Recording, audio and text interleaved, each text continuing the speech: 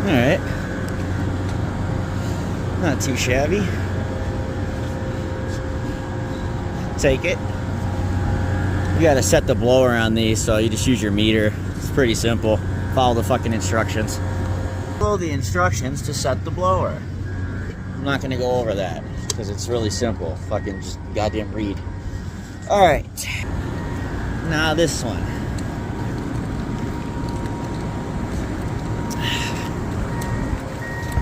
Bitch is dead.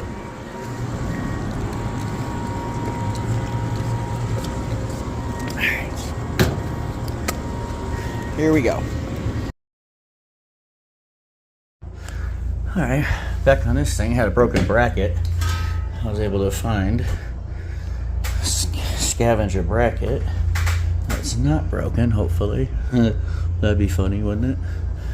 So, put that on there, I think.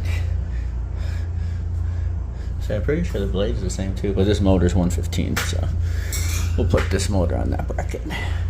Should be on. Alright.